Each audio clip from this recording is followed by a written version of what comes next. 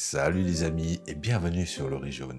Si comme moi, vous adorez les piments, eh bien la recette d'aujourd'hui est faite pour vous. Nous allons l'associer avec de la poitrine de porc émincée, bien grillée et bien pimentée. Une recette super simple à réaliser. Et bien entendu, vous pourrez tout à fait remplacer la poitrine de porc par du poulet ou encore de la viande de bœuf.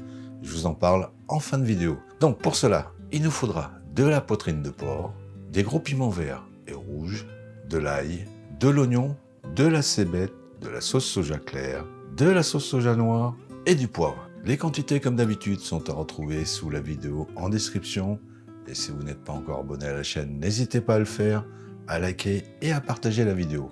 Allez, on y va pour la petite préparation. On commence avec des piments rouges et verts que nous allons détailler en rondelles et de biais. Émincer un demi-oignon.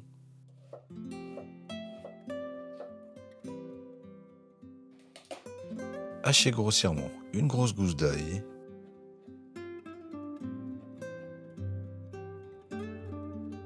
Coupez en rondelles la petite branche de cébette.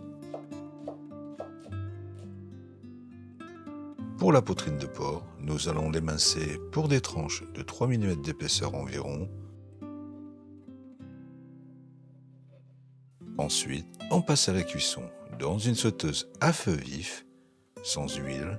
Mettre les émincés de porc à dorer 8 à 10 minutes, tout du moins lorsque les tranches sont dorées. Retirez ensuite l'excès de gras pour ne laisser que l'équivalent de 3 cuillères à soupe. Y mélanger l'ail et l'oignon une petite minute. Ajoutez les piments, la sauce de soja claire, la sauce de soja noire.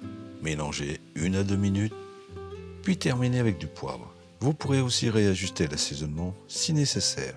Il n'y a plus qu'à dresser, parsemer de rondelles de cébette, un petit riz blanc pour se régaler. Si vous voulez la faire avec du poulet, préférez des hauts de cuisse ou des cuisses entières. La chair est un peu plus grasse et vous pourrez bien dorer la peau.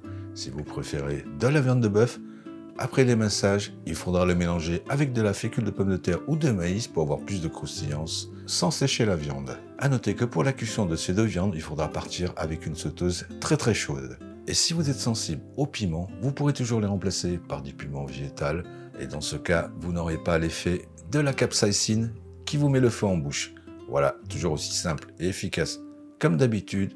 En attendant de vous retrouver pour une nouvelle vidéo, nous, on vous dit à bientôt et bon appétit!